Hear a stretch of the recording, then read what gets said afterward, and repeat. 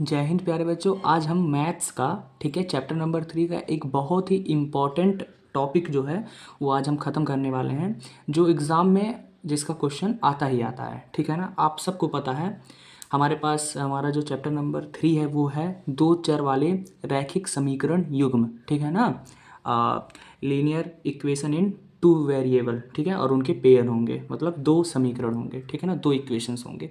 उनको सॉल्व करने का हमारे पास 3 मेथड्स होते हैं, 3 मेथड्स होते हैं। सही है, ठीक है। कौन कौन से?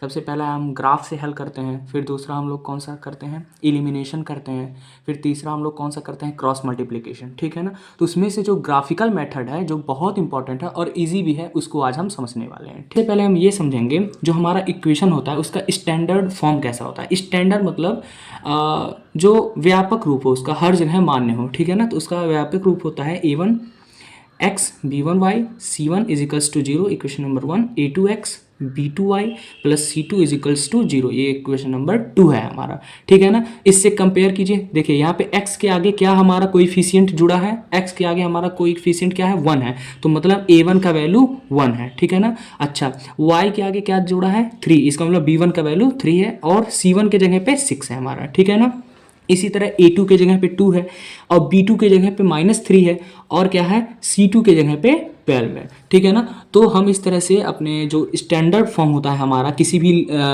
लीनियर इक्वेशन का, ठीक है, लीनियर इक्वेशन टू वेरिएबल के जो पेयर्स होते हैं उनका जो स्टैंडर्ड फॉर्म है हम उससे कंपेयर कर सकते हैं। क्यों कंपेयर कर सकते हैं? क्योंकि कंपेयर करना बहुत ही ज़रूरी है। क्यों? ठीक है, आखिर हम क्यों कंपेयर करते हैं? क्योंकि हमारे पास 3 कंडीशंस हैं जिसके वजह से हम ये जान सकते हैं, जिसके आधार पर, जिसके बेसिस पे कि जो हमारा समीकरण है उसका जो सोल्यूशन है वो कैसा आने वाला है। ठीक है ना, तो तीनों कंडीशन को सबसे पहले लिखते हैं। पहला कंडीशन ये होता है, ठीक है ना, प्रतिच्छेदी प्रतिच्छेदी ठीक है रेखाएं, प्रतिच्छेदी रेखाएं इंग्लिश होता है इंटरसेक्टिंग लाइन। दूसरा होता है संपाती रेखाएं। ठीक है ना, संपाती रेखाएं मतलब ओवरलैपिंग लाइन।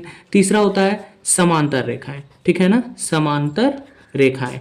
जब मतलब हम ग्राफ ड्रॉ करेंगे बेटा, तो हमारी 3 तरह से लाइन जो आएंगी वो बनेंगी। ठीक है ना, ड्रॉ होंगी। कैसे? सबसे पहला इंटरसेक्टिंग लाइन, मतलब जो इंटरसेक्ट करते हैं, प्रतिच्छेद, ठीक है, किसी एक पॉइंट पे।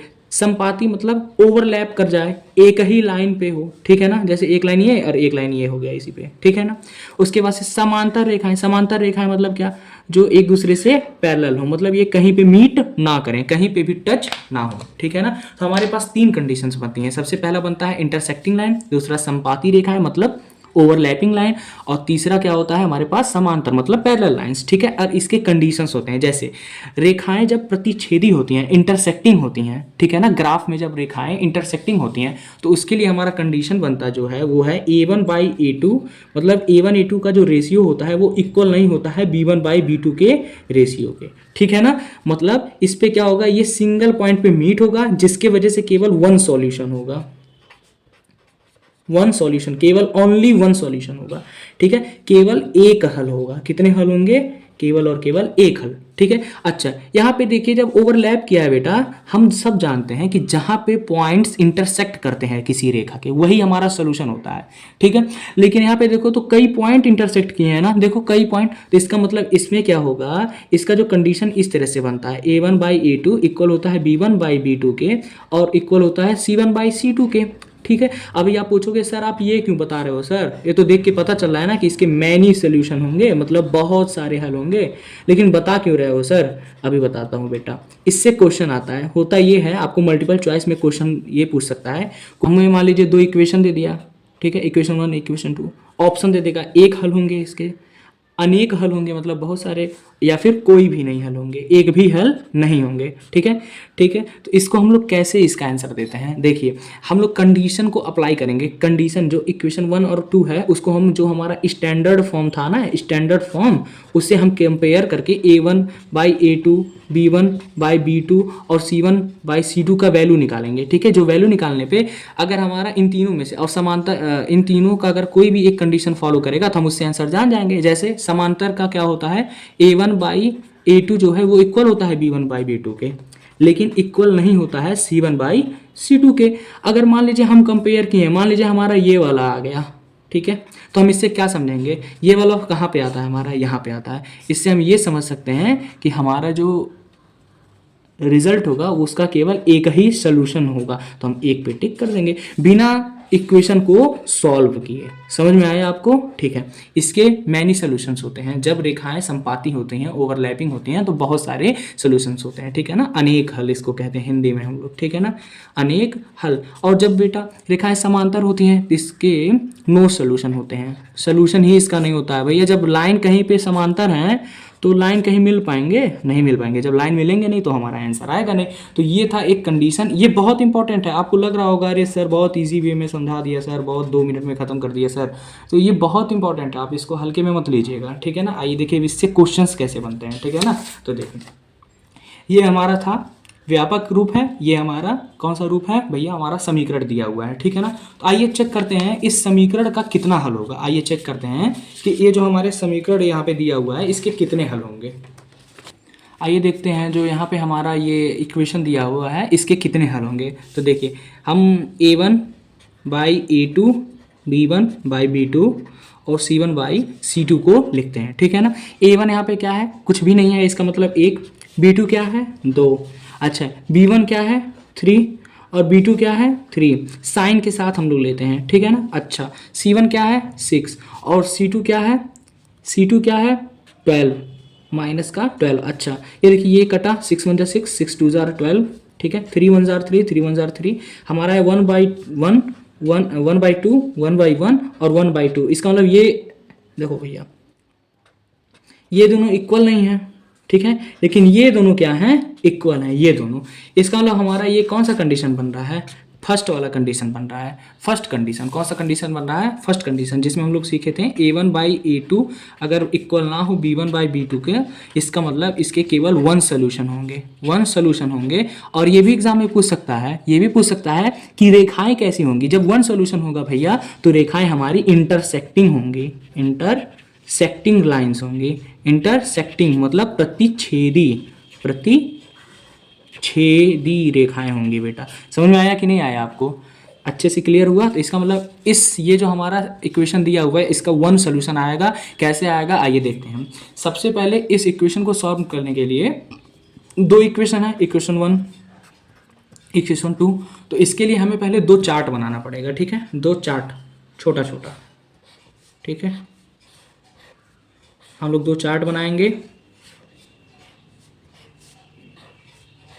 ठीक है।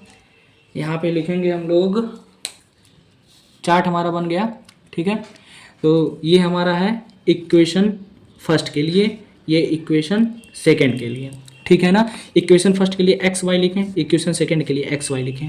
कहना क्या है भैया, देखिए इक्वेशन जो फर्स्ट है उसमें एक्स का वैल्यू 0 रखिए, ठीक है। तो इक्वेशन फर्स्ट पहले हम यहाँ पे लिखना है किनारे, देखिएगा भैया, ठीक है। इक्वेशन फर्स्ट है -3y = 6। अरे सर ये नहीं है सर, -6 है भैया। जब -6 इक्वल के इधर आएगा तो +6 बन जाएगा, इस वजह से हमने -6 रख दिया, ठीक है। अब क्या करेंगे देखिए, ये है कह रहा है एक्स का वैल्यू 0 रखिए। आप कुछ भी रख सकते हैं, लेकिन जब कुछ भी रखेंगे तो हवे में ग्राफ जो होगा वो उसका जो रिप्रेजेंटेशन आएगा वो ग्राफ के मतलब पोर्शन में आएगा, क्वाड्रेंट्स में आएगा। तो 0 रखने से इजी हो जाता है, ठीक है। कह रहा है एक्स का पहले वैल्यू 0 रखिए, ठीक है। तो एक्स की जगह पे 0 रख दिया हमने। हमारा रिजल्ट आया -3y = 6, y = 6/, यहाँ पे भैया क्या है माइनस है, ठीक है ना। यहाँ पे क्या है माइनस है, यहाँ पे हमारा क्या है माइनस है। तो माइनस की वजह से हमारा क्या आ जाएगा, यहाँ पे -3, रिजल्ट में आएगा y = -2, y = क्या आएगा -2, ठीक है। एक मिनट, ठीक है, -2 आएगा। अच्छा बेटा एक गलती हो गया, यहाँ पे प्लस होगा, ठीक है ना, ये यहाँ पे प्लस है। तो यहाँ पे हम लोग प्लस पुट करेंगे तो हमारा पॉजिटिव का 2 आएगा, ठीक है ना। यहाँ पे +2, इसका मतलब ये है जब हम x का वैल्यू बेटा 0 रख रहे हैं तो y का वैल्यू 2 आ रहा है।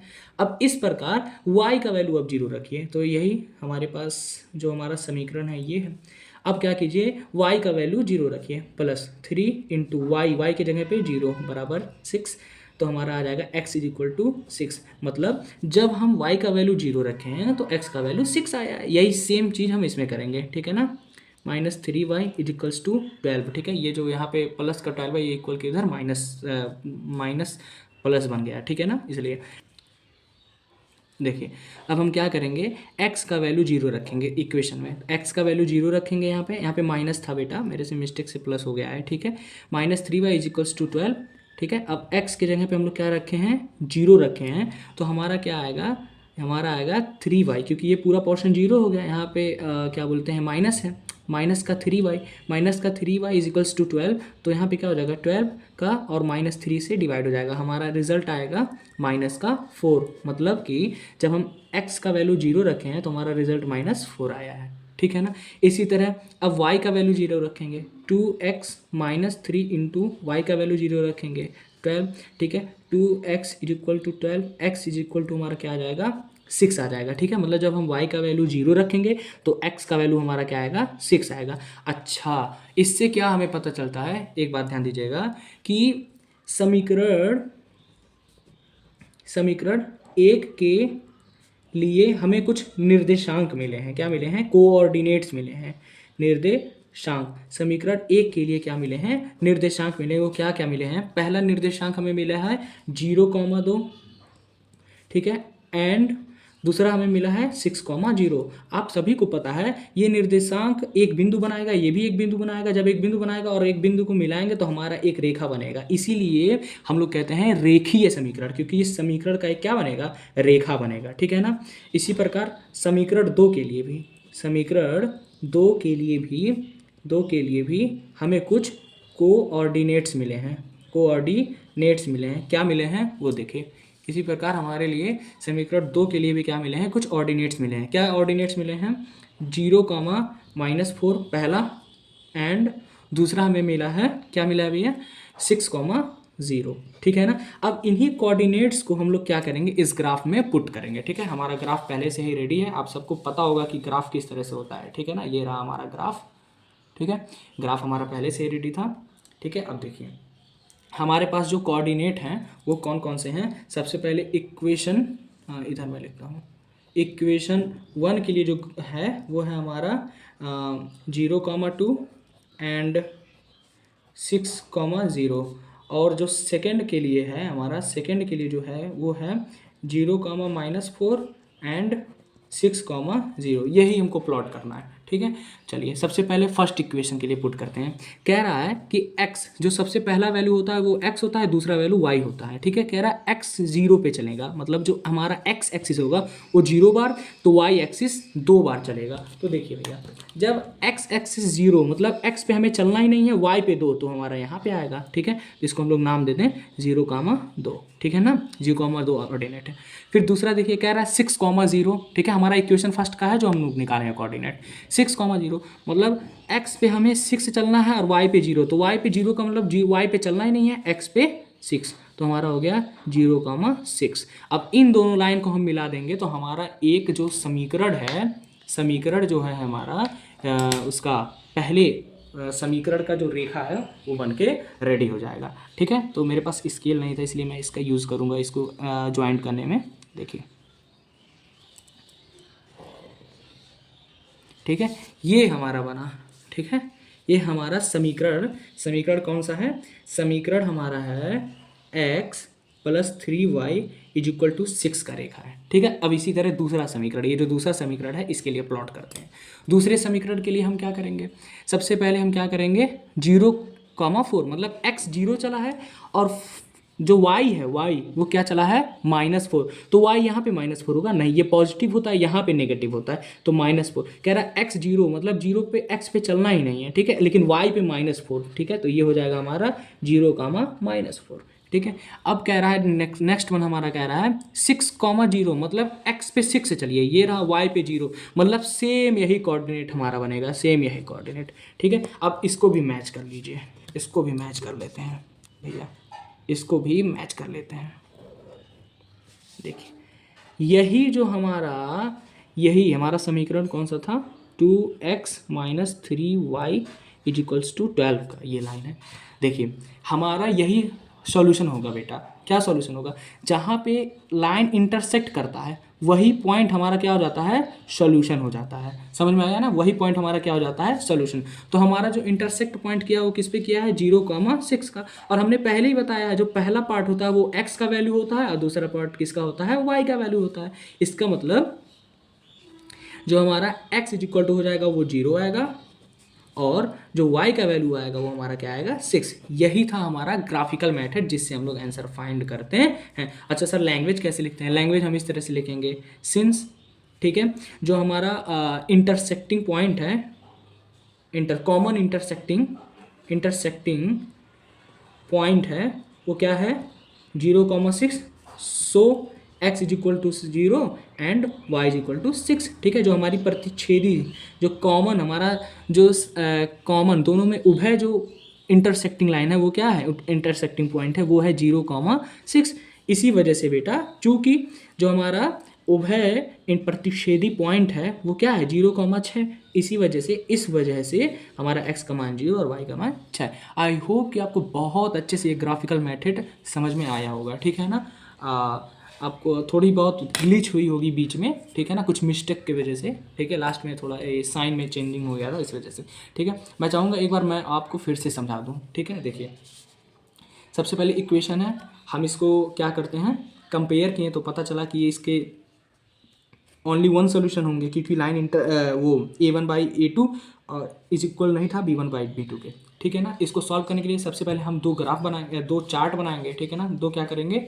चार्ट बनाएंगे। हम चार्ट बनाने के लिए बनाए यहाँ पे, ठीक है। और ये रहा हमारा समीकरण दोनों, ठीक है ना। समीकरण थोड़ा मिस्टेक हो गया समीकरण में, ध्यान दीजिएगा, ठीक है। समीकरण में थोड़ा यहीं पे मिस्टेक हो गया। ये समीकरण था 2x minus 3y is equals to 12, ठीक है। सबसे पहले x का मान 0 रखें, x का मान 0 रखेंगे तो ये पूरा टर्म में 0 हो जाएगा। Minus 3y is equal to 12, y is equal to -4 आएगा, ठीक है, क्योंकि -3 नीचे डिवाइड कर देगा। यही चीज़ यहाँ पे मैंने लिखा हुआ है, ठीक है।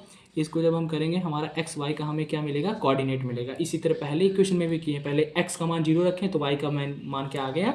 y का मान 2 आ गया, ठीक है। इसी तरह y का मान जब 0 रखें तो हमारा x का मान क्या आ गया? 6 आ गया। इसी तरह हमें क्या मिल गया? कोऑर्डिनेट मिल गया। यहाँ पे लिखा हुआ है क्लियरली, यहाँ पे लिखा हुआ है कि समीकरण 1 के लिए निर्देशांक 0,2 एंड 6,0 मिला है, ठीक है ना। और समीकरण 2 के लिए हमारा 0,-4 एंड 6,0 मिला है, ठीक है ना। तो अब हम क्या किए हैं? ग्राफ लिए, ग्राफ में जो हमारे कोऑर्डिनेट्स थे उसको नोट डाउन किए, ठीक है। इक्वेशन 1 के लिए ये था, इक्वेशन 2 के लिए ये था। इक्वेशन 1 के लिए हम लोगों ने क्या किया? इक्वेशन 1 के लिए सबसे पहले यहाँ पे हमने ग्राफ बनाया। 0,2 था मतलब x पे 0 y पे 2 ये था, ठीक है। फिर कह रहा है 6,0 मतलब x पे 6 और y पे 0, तो y पे 0 यहाँ और 6 यहाँ पे, ये हमारा एक मिला दिए, इसको एक लाइन बन गया।